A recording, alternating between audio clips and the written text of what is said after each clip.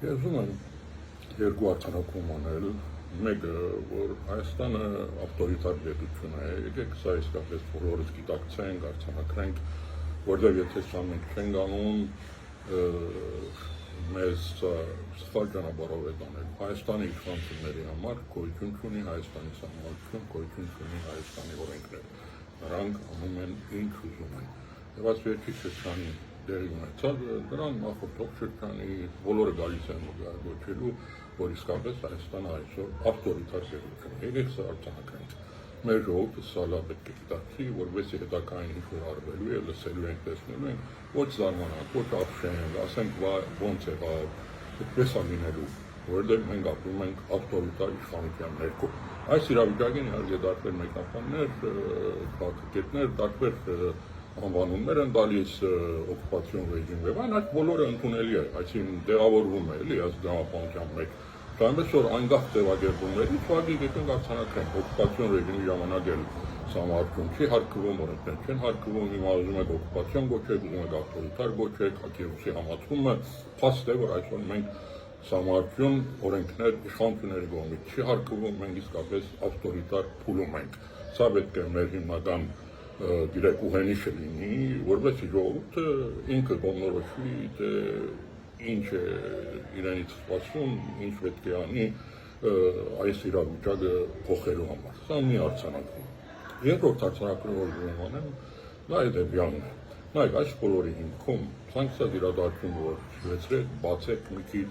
շերտերը հետ գնաք, կտեսնեք, որ այս բոլորը գալիս անկում է Արցախի խնդրին։ Նայեք, Փաշինյանը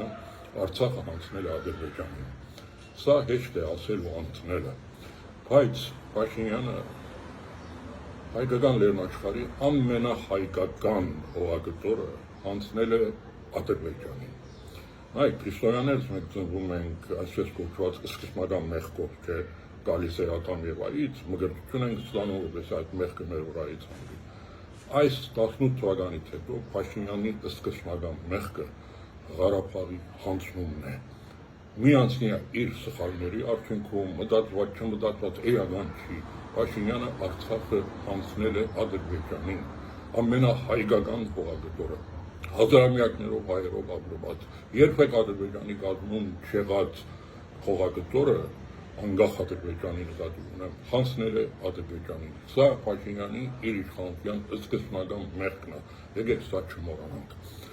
Եվ սրանից Փաշինյանը մգրտություն չունի, սրա մգրտությունը չկա, որ այս մեղքի իր վրայից հանվի։ Միակ իր ելքը, իր մգրտությունը իր իշխանության մնալն է։ Նայեք, այսօր մենք պայքարում ենք Միջանցքի դեմ, համարտուն փոխելու դեմ, Մինսկի խմբի չեղարկման դեմ, այդ բոլորի դեմ մի արդյունավետ պայքար կա, Արցախի հարցը կենթանի պահելով։ Ի հեճուկս Փաշինյանի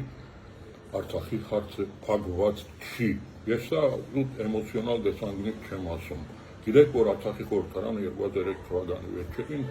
ստեղծեց մի հանձնախումբ, որ պետք է պաշտպանի արցախական իրավունքները միջազգային տարբերակներում։ Այս հանձնախմբի անդամներից մեկը նաև ես։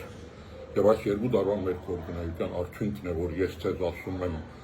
այսօր միջազգային հանրության համար Արցախի հարցը փակված չի։ Այնքան ժամանակ, որ Լեռնային Ղարաբաղի ժողովուրդը միջազգային երաշխիքներով իրենց դները վերադառնալու հարցը օրագարկային խնդիր չի քննարկվում, Լեռնային Ղարաբաղի հարցը փակված չի։ Սա պետք է լինի մեր պայքարի հիմնական ուղենիշը։ Հավատացեք, այս հարցի մասին խոսելով, բարձրացնելով, մենք միայն կկարողանանք պայքարել այդ նույն հարակից խնդիրների, այդ բոլորը հետևանքներ են։ Կորիդորներ համարտուն փոխելն է, գիտեք, Մինսկի խմբն է, միջազգային իրավաբանի դատարաններից ուրեմն ընդունված օրենքների չեղարկումը, այդ բոլորը հետևանքներ են։ Այսօր դրանց դեմ պայքարելու միակ ճանապարհը Լեռնային Ղարաբաղի հարցը, Արցախի հարցը կենթանի պահելն է ճիշտ ձևակերպումով։ Այնքան ժամանակ, որ Լեռնային Ղարաբաղի 150,000 եւ ավելին երևի դրանց մինչեւ վերադարձի հարցը իրավունք միջազգային երաշխիքներով որակարգային խնդիր չի, դա չի քննարկվում, Արցախի հարցը փակված համարելը դա միայն Փաշինյանի ուղեղում է։ Ես կարծում եմ Ադրբեջանին դա լավ գիտի։ Միջազգային հանրությունը միանշանակ այս հարցում աջակցում է։ Ես նորից մեր հանցանքի արդյունքներից եմ ասում, կա Արտադրության միջազգային թատրոնի որոշումը, որ բացատրում է Ադրբեջանին ուրեմն ապահովի Արցախայցյան վերադարձը։ Գա Եվրո խորհրդարանի երկու որոշում 24 թվականին ընդունված, որտեղ նույնն է ասում, վերջերս Շվեյցարիայի խորհրդարանի որոշում, որ արդեն դրամատվում է պրոցեդուրա, ֆորում, որտեղ պետք է Ղարաբաղի ներկայացուցիչները եւ Ադրբեջանի ներկայացուցիչները նստեն խոսեն իրենց վերադարձի մասին եւ հավատացեք այս բոլորը միջազգային շատ լուրջ աջակցություն ունի, այնպես որ սա պետք է լինի մեր հիմնական գրավականը, սրա մասին պետք է խոսել, Արցախի հարցը ի հեճուս Փաշինյանի գոյություն ունի, արկա է, կենթանի է եւ դա մեր կողմից պետք է հետապնդվի, նայեք հետ Փաշինյանական շրջանում, ես ցեզ ամենապատասխանատվորն եմ ասում, հարցը պատրաստ է, ցանկացած ազգային իշխանություն դա կարող է վերցնել եւ բերել բանակցային օրագարկ, կա դրա իրավական հիմքը,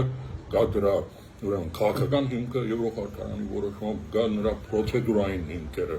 եւ սա ունի շատ լայն միջազգային աջակցություն, այնպես որ Լեռնային Ղարաբաղի հարցը իր ժողովրդի վերադարձի խնդիրը այսօր ակտուալ խնդիր է, օրագարկային խնդիր է եւ հետ Փաշինյանական իշխանության համար սա այն հարցն է, որ մի անգամից պատրաստ կարող է վերցնի եւ բերի բանակցային օրագարկ։